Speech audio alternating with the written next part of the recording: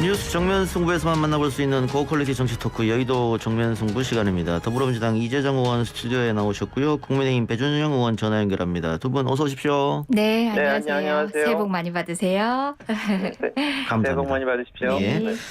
자, 배 의원님.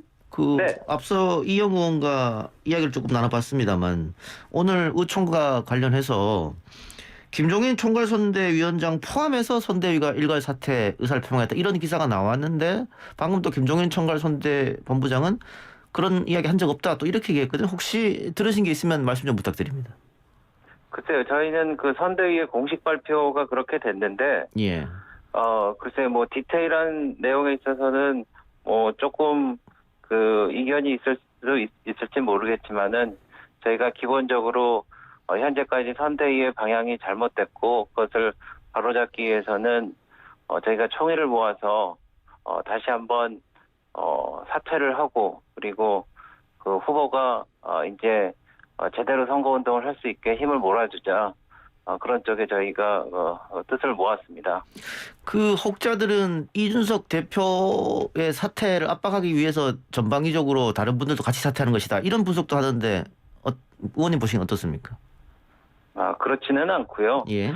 저희가 뭐 선거도 뭐 인생과 마찬가지 아니겠습니까? 예. 이 속도보다는 방향이 중요한데 저희가 최근에 여론조사 흐름을 보면은 선대위의 방향이 잘못됐다는 결론에 이르렀고 예. 그래서 이런 위기상황에 저희가 안 되겠다 싶어서 의원총회에서 3시간에 걸쳐서 하여튼 난상 토론을 했습니다. 예. 그래서 거기 참여한 의원들은 또 특히 그 김기현 원내대표님이 그것에 대해서 하여튼 도의적인 책임도 느끼시고 어떤 분위기 쇄신을 위해서 먼저 사퇴를 말씀을 하셨고요. 그래서 참석한 의원들이 그렇게 당직에 연연하지 않고 백의종군에서 그 선대위의 성공을 위해서 하고 사실 그 대통령 선거에서 이번에 그 승리하지 못하면은 저희는 역사의 죄인이 된다는 의식을 하고 있습니다. 예. 그래서 그런 취지에서 말씀드린 거고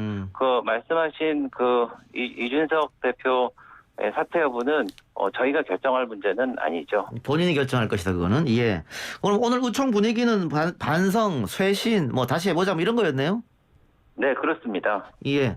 자, 이재정 의원님. 네. 사실 민주당도 선거 초기에 이런 비슷한 일을 겪기도 했고 그래서 이재명 후보가 다 바꾸겠다 그런 얘기도 했지 않습니까? 네. 어쨌든 지금 상황에서는 이재명 후보가 국민의힘의 내용 사태 좀 반사 효과를 거두고 있는 게 아닌가. 여론조사에는 앞서가는 걸 나오고 있으니까 어떻게 보겠어요 지금? 네, 말 그대로 반사적 효과라고 하는데 반사적 효과는 이제 반사돼서 우리도 빛이 나야 되는데 예. 상대적으로 이제 빠진 수치가 정말 중도층이 우리 당에서 긍정적인 메시지, 신뢰를 보내고 있는가 등을 본다면은 아직 저희가 그런 방식의 평가를 하긴 이르고요. 그저 아직도 살얼음판 같은 마음으로 겸손하게 하루하루 해야 될 일에 좀 집중하고 있습니다. 경쟁자가 있는 싸움인 것 같지만 사실은 그 경쟁은 국민께 우리를 보여드려야 되는 경쟁이라고 생각해서요. 더 몸을 낮추자는 게 캠프 내의 전반적인 분위기입니다. 그러니까 윤석열 후보가 지지율이 많이 빠져서 지금 이제 골든크로스가 되긴 했는데 이재명 후보 지지율이 그렇다고 막 올라간 건 아니란 말이죠. 그 부분에 있어서는 캠프 내에서도 고민이 좀 있을 것 같아요. 네, 전반적으로 이제 우리가 정책 발표한 내용이나 이런 부분들이 이제 많이 회자도 되고 하긴 했지만 여전히 네거티브적 이슈들 때문에 우리가 미래를 보여드리는 어떤 계획에 좀 국민이 꿈꾸시게 하는 데는 턱없이 부족했다는 생각입니다. 예. 그래서 지금 그나마 이제 선대위를 기민하게 하는 체제 그리고 당의 모든 사람들이 각오하는 체제로 바꿔서 그 부분에 있어서만큼은 조금 기동성 있는 선대위가 됐다. 이제 자세, 태도 면에서는 변화를 보여줬다라고는 하지만 이제 이런 기반을 전제로 해가지고 기반을 시작으로 해서 국민께 우리가 좀 승부를 보여드리는 그런 도둠을 시작해야 되지 않을까 싶습니다. 알겠습니다. 배 의원님. 네. 그 이준석 대표가 YTN과 인터뷰에서 후보는 가만히 있으면 이긴다 이런 발언을 했고 오늘 김종인 위원장은 또 윤 후보를 향해서 선대위가 하라는 대로 연기만 잘하면 이길 수 있다 이렇게 얘기했는데 두 분이 그 윤석열 리스크를 인정하는 거 아니냐 이 발언은 그런 이야기도 있습니다. 어떻게 보세요? 네, 그렇게까지 뭐 넘겨짚는 것은 조금 어폐가 있다고 보여지고요. 예. 다만 윤석열 후보가 여태까지 본인의 소신을 예. 다소 정제되지 못한 신념에 찬 언어로 얘기하다 보니까 사실 좀 국민들이 보시기에는 저래도 되나 좀 부대끼는 이런 게 좀 있었을 겁니다. 그래서 예. 그것에 대한 반성적인 그런 생각에서 김종인 총괄 선대위원장이 이렇게 말씀을 하셨고, 이번에 하여튼 선대위 개편과 발맞춰 메시지를 포함해서 모든 면에서 이제 긍정적인 변화가 일어날 것이라고 보여지고요. 예. 그래서 저희가 아시겠지만 김종인 위원장은 2011년에 총선 때 한나라당 비대위원 하면서 새누리당 당명을 바꾸고 당원 단계에서 보수를 삭제도 주장하시고, 예. 또 그리고 2012년 18대 대선에서는 경제민주화 공약으로 또 하시고, 그리고 2016년도에는 더불어민주당 선대위원장을 하셨잖아요. 예. 그때 친노 친문위원 대거 공천 배제하셨고, 그리고 지난번 4.7 재보궐 선거에서 하여튼 오세훈 선거를 압승으로 이끌었는데 그런 마이다스의 손입니다. 예. 그래서 그런 어떤 선거에 관련된 역학이랄지 이 지혜 같은 거를 좀 나누겠다, 뭐 그런 취지에서 말씀을 하신 것 같습니다. 예. 이재정 의원님은 네. 생각이 좀 다를 것 같아요. 예. 이 연기 잘하면 이길 수 있다. 제가 뭐라고 코멘트를 거들어야 될지 모를 만큼 민망한 예. 이야기죠. 사실 뭐 김종인 위원장이 경륜으로나 또 역량으로나 또 평가할 부분이 분명히 있습니다. 저희와 함께 하시는 예. 동안에도 그 역량을 많이 봤는데요.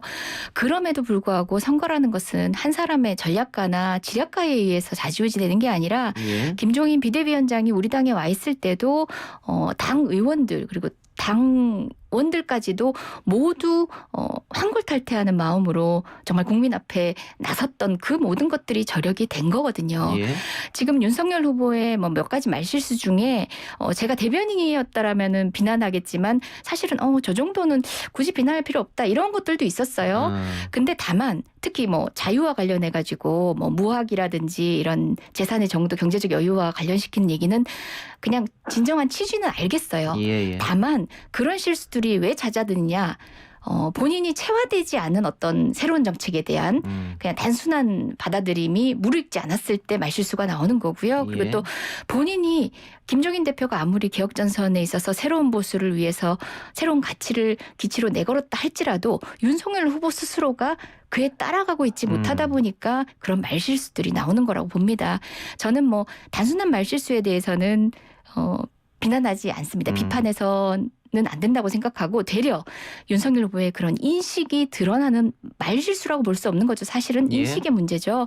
이번에 뭐 그 인사검증과 관련해서도 수사기관 동원, 정보기관 동원 얘기를 하는 것처럼 그런 부분의 것들이 사실은 말실수라고 분류되지만 저는 근원적 인식 그리고 지금 아무리 당이 다른 방향을 이야기하고 있더라도 후보 스스로가 그에 동의하지 못하고 체화되지 못한 상황들이 선대위만 개편한다고 해서 어떤 뾰족한 수가 있겠느냐라는 그런 생각은 듭니다. 관전자로서 드리는 예. 말씀입니다. 배 의원님 반론 있으면 하세요. 네, 그래서 말실수, 인식 뭐 이런 거에서 말씀을 하셨는데 일정 부분 제가 동감할 수 있는 부분이 없는 건 아니지만은 예.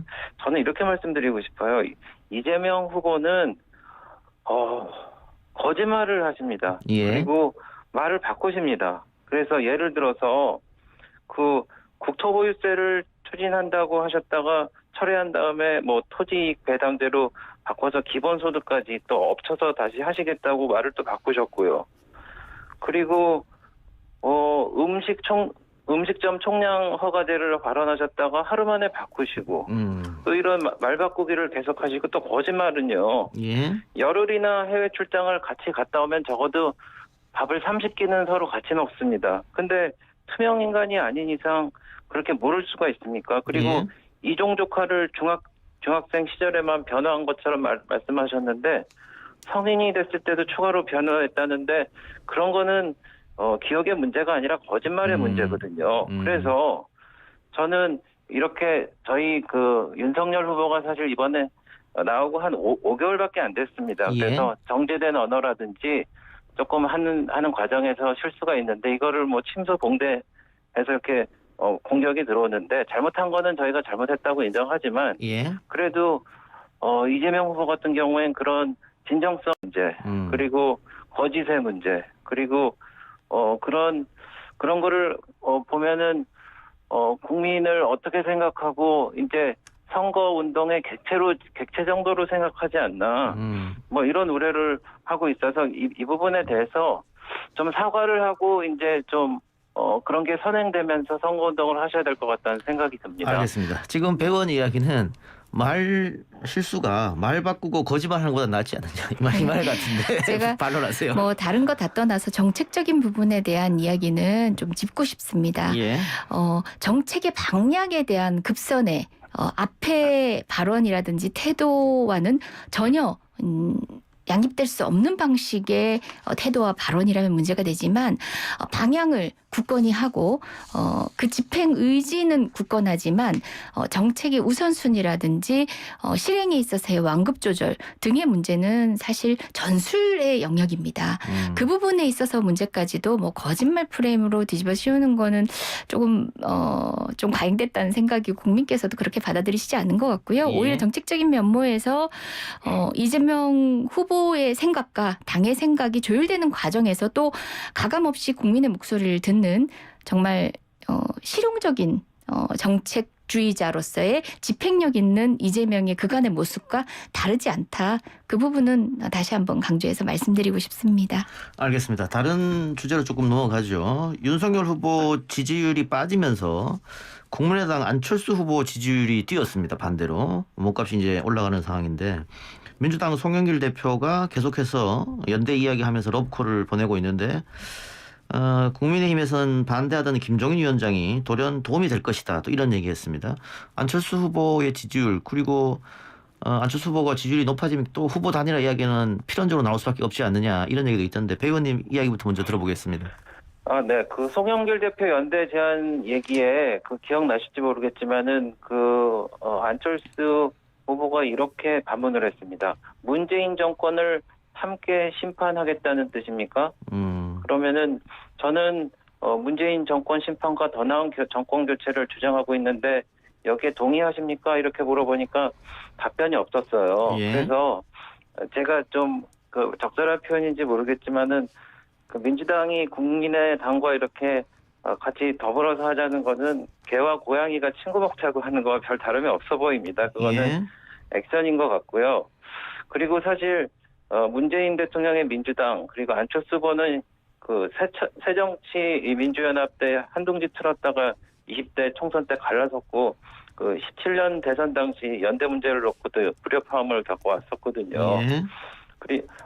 그리고 지금 이 시점에 와서는 정권 교체라는 대의명분 앞에 저희가 이제 뜻을 같이 할 수 있다는 거는 뭐 상식 같은 얘기입니다. 예. 근데 다만 송영길 대표가 이제 그런 저희 이제 틈을 노리고 이제 또 갈라치기를 좀 하려고 하시지 않나 이런 생각이 들고 김종인 위원장도 지난번에 말씀하셨다시피 단일화에 대해서 이제 긍정적인 말씀을 하셨기 때문에 저희가 결과적으로는 이제 뜻을 모으지 않을까 그렇게 생각하고 있습니다. 예, 가능성이 열려 있다. 자, 네. 이재동 의원님. 예, 저는 안철수 후보가 등장할 이래로 이제 정치 역정에 있어서 오늘날까지 계속 가지고 왔던 것은 본인의 역량이나 그에 기반한 이제 국민들의 신뢰나 지지라기보다는 정치 현상에 기반을 해서 예. 때로는 반사적 이익을 얻고 때로는 또 정치권 외로 이제 소외돼 있기도 하고 그랬었는데요. 어쨌든 간에 정치 현상이라는 것도 정치권 안에서는 주요 변수로 작용하기도 합니다. 다만 뭐 러브콜이라고까지 표현할 건 있겠습니까? 정치에 있어서의 여러 가지 예측할 수 없는 상황에 대해서 굳이 그 가능성을 문닫을 필요 없었던 것이고 그리고 총괄적으로 우리는 단호하게 미래 비전을 가치를 가지고 있는 입장에서 그것이 동의되고 함께 공유할 수 있다는 걸 전제로 하지 않겠습니까? 예. 열려있는 그런 제안이었던 그런 가능성에 대한 언급이었던 것 같고요.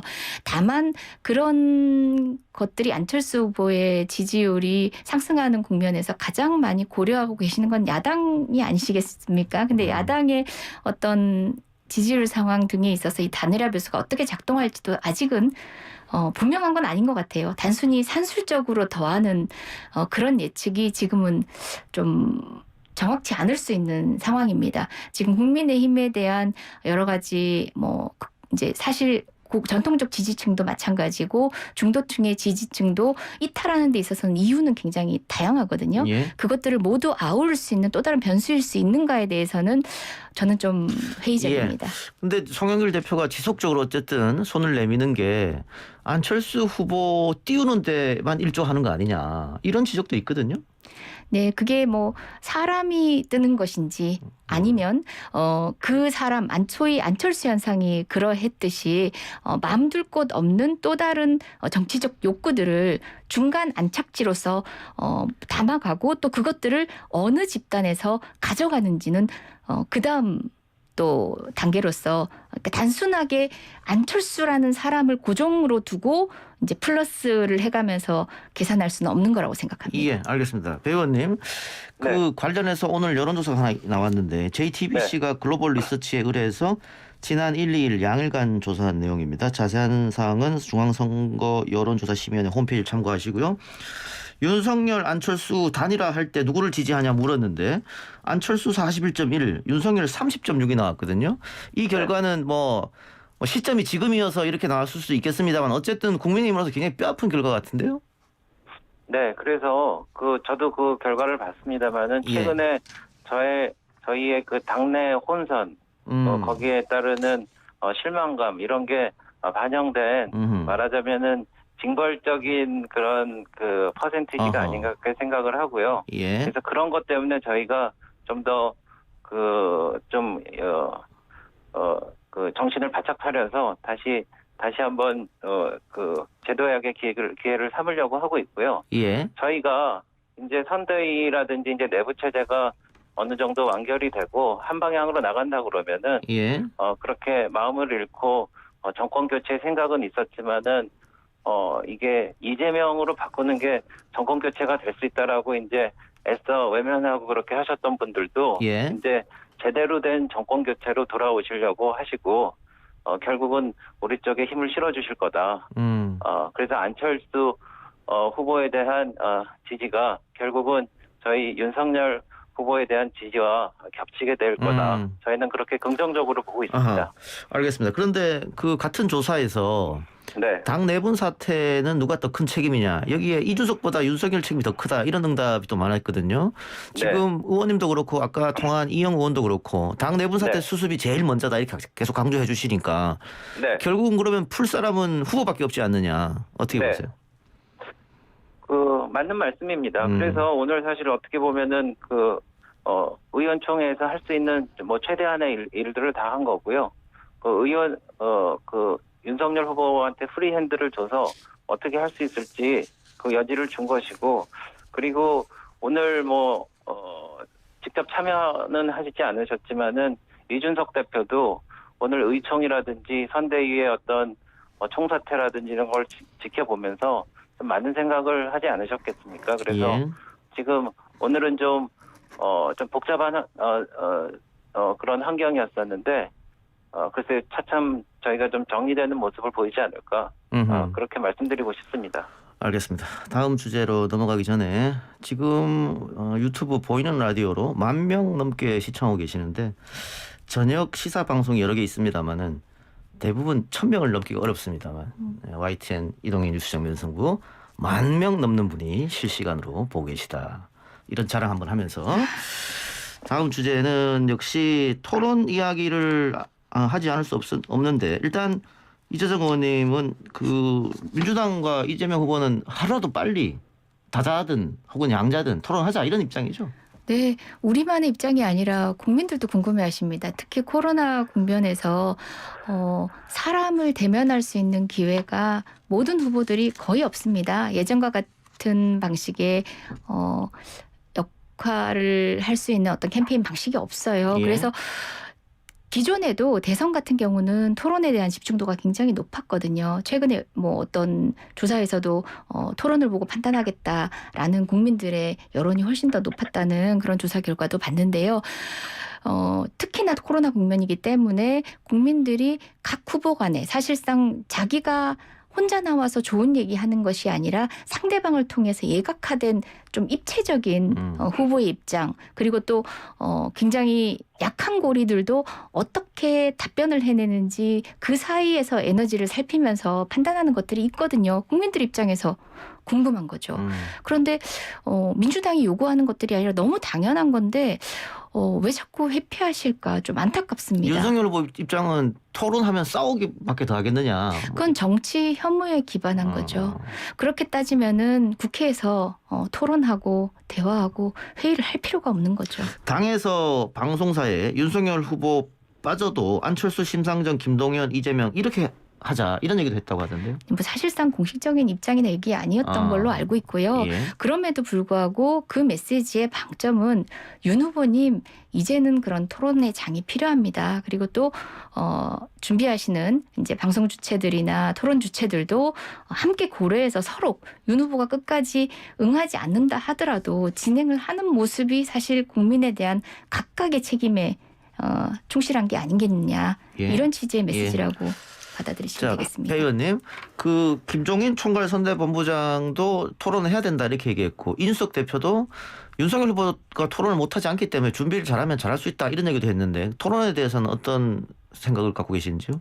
네, 저도 그 윤석열 후보가 그 토론에 많이 참여하셔서 그 시원하게 이제 상대방 후보를 일갈하고 그리고 이 원래 그 말씀을 잘하시니까 그런 영향을 좀 발휘했으면 좋겠어요. 근데 예. 제가 이게 좀 지켜보니까 좀 묘하다 이거죠. 예. 그 이재명 후보가 지난번에 저희 쪽에서 나온 얘기로 그 대장동 관련 토론을 제의하니까 그것을 받겠냐 뭐 이런 예. 그때 YTN 생방송에서 제가 지켜보면서 그 기자 질문을 봤는데 그게 윤핵관의 질문 아니냐. 윤핵관의 질문이면 믿기 어려우니까 그거는 없던 걸로 하자 이렇게 퉁치고 넘어가시더라고요. 예. 그래서 제가 과거 이제 이 기록을 보니까 이재명 후보가 2018년도 그 경기도 지사 선거 당시에 경선 과정에서 토론을 한 번만 하시겠다고 그랬거든요. 그때 전해철 후보, 뭐 양기대 후보 이런 예. 후보들로 제가 기억되는데 그리고 본선에서는 저희 남경필 후보 언론사 그 초청 토론에는 일방적 불참 의사 표시를 하셨거든요. 예. 그러니까 이게 무슨 토론을 신봉하는 민주주의자가 아니고 그냥 달면 삼키고 쓰면 뱉고 뭐 이런 행태를 보여줬기 때문에 저희가 좀 의심쩍다 이런 말씀을 좀 드리는 거고 그리고 선거법에 그 선관위에서 하는 토론을 3회 하게 돼 있으면 그 법적인 요건을 저희가 하는 겁니다. 예. 근데 저희가 토론에 대해서 이제 후보가 부정적인 얘기를 한 거는 아까 말씀하셨다시피 그 마이크만 들이대고 이 장소만 바뀌면은 다른 말씀을 하신단 말이죠. 그래서 예를 들면은 전두환 대통령에 대해서는 광주 가서는 비석을 밟으시더니 그 경북 칠곡에 가셔서는 경제는 잘했다고 뭐 이러시는데 이런 폴리티컬 엔지니어링에 능한 분이 하려고 그러니까 5개월 된 저희 후보 입장에서는 참 이게 너무 도매금으로 넘어가지 않나 이런 예. 생각을 하시는 것 같은데 예. 근데 그럼에도 불구하고 저는 첫 번째 토론이 아마 대장동 관련된 그런 토론이 됐으면 저희가 희망하는데 예. 시원하게 나가서 일가를 해주셨으면 좋겠다 이런 생각을 합니다. 특검 얘기도 좀 하고요. 알겠습니다. 네. 자, YTN 관련해서는 예, 말씀을 분명히 드려야 되겠는 게 예. 질문 자체가 이제 대장동 토론을 하자고 국민의힘 쪽에서는 얘기한다 그러니까 그 질문 자체가 너무 어이가 없는 거죠. 대선 국면에서 국민의 삶을 팽개친 채 네거티브에 몰입하겠다. 예. 몇 안 된 토론을 그렇게 매몰시키겠다는 제안 자체가 너무 어이가 없어서 누가 그랬습니까? 그랬더니 국민의힘 관계자가 그랬습니다라고 하고 특정한 어떤 공적 주체를 못 대니까 그러면 이것도 윤핵관이냐 이런 식의 그런 이제 얘기였는데 사실은 지금 국민이 요구하는 방식의 토론이 그렇게 좁혀서 특정 네거티브에만 한정된 공간이겠습니까? 그리고 이재명 후보야말로 소위 이제 1등 후보이던 경선 당시에 제가 토론을 담당하던 이제 경선 내부 캠프에서 역할을 했던 사람인데 토론이 어렵죠. 이제 그렇죠. 이재명 예. 후보도 초반기에 토론해서 저 지지율을 까먹기도 예, 했죠. 그렇죠. 그렇지만 기꺼이 모든 요구에 응했습니다. 그래서 정말 토론이 많았었거든요. 그 과정에서 윤석열 후보도 제가 뭐 조언 드리자면 겁먹지 마시고 정말 스스로 생각하는 그런 스킬 부족이 전부라면은 그것은 오히려 토론을 임하면 임할수록 진실은 드러나게 돼 있고 스킬이라는 것은 정말 얇은 종이짝 같은 거거든요. 저는 좀 당당하게 임하셔도 좋지 않겠냐 얘기하고요. 그건 무엇보다 민주당의 요구가 아니라 국민이 보고 싶어하는 장면이라는 거 말씀드리고 네. 싶습니다. 네, 제가 한마디만, 제가 뭐 말꼬리를 잡으려고 예. 그런 건 예, 아니지만, 하세요. 예. 네, 이재정 의원님 말씀하실 때 대장동 사건 관련된 토론을 하자 그러니까 네거티브라고 그러셨거든요. 예. 그러면은 이재명 후보는 대장동 관련된 토론을 네거티브 토론으로 생각하시는데, 그거는 이재명 후보가 대장동 관련해서 책임이 있다는 것을 스스로 자인하시는 말씀입니다. 근데 그게 이재정 의원님만 자인하시는 게 아니고 여론조사를 보니까 70% 이상 되는 사람들이 이재명 후보가 대장동 관련돼서 책임이 있다고 보고 있고요. 예. 사실 그렇게 가까운 분들 두 분이 자살하고 정진상 부실장이라고 9번이나 대장동 서류를 사인하시고 이런데 특검도 안 하고 그러는데 당연히 그 대장동 사건에 대해서 이재명 후보한테 책임을 묻지 않겠습니까? 그래서 그런 국민적인 관심사를 제일 먼저 풀어나가자고 하는 게 토론의 목적이라고 그러면은 응한다고 말씀하셔야죠. 토론 한 30번쯤 한다면은 다양한 주제로 할 수 있겠죠. 근데 지금 윤석열 후보가 토론에 임하겠다고 생각하는 거 손가락 많이 해봤자 손가락 한 개도 꼽기 힘들지 않습니까? 그런 상황에서 국민이 요구하는 것들은 그것이 아닌데 그 이슈만 한정시키겠다라고 하는 게 사실 대장동 이슈만 하더라도 윤석열 후보의 책임 크지 않습니까? 국민의힘 사실은 그 안에서 책임질 일이 많죠. 저희야말로 그 부분에 책임을 묻고 싶지만 대선 토론이라는 것이 국민이 요구한 토론이 그런 게 아니라는 뜻입니다. 알겠습니다. 자, 그래서 두 분. 저희가 의원님 시간이 없어가지고 여기서 마쳐야 한 됩니다. 가지만 얘기하겠습니다. 예, 짧게 시간이 없어요. 예. 네. 그런데 그런 특검에 관련해서도 충분히 말씀을 하실 언제든지 조건 없이 예. 다 받아들이겠다고 하셨는데 그것도 50일이 알겠습니다. 지났는데 아무 말씀도 안 하시니까 토론 한 30번 하면 네. 주제별로 해서 다 할 수 있죠. 같은 맥락으로 계속 국민 말을 앞에 바꾸신다는 당당히 거죠. 좀 네. 예, 두 분 드러내셨으면 알겠습니다. 자, 시간이 없어서 좋겠습니다. 오늘 두 분 토론 마치고요. 방금 배준영 의원이 이야기한 여론조사는 대장동 책임에 이재명이 있다. 중앙일보가 엠브레인 퍼블릭에 의뢰해서 이 12월 30과 31일 양일간 조사하는 거고요. 자세한 건 중앙선거 여론조사위 홈페이지 참조하시기 바랍니다. 두 분 말씀 오늘 고맙습니다. 네, 감사합니다. 고맙습니다.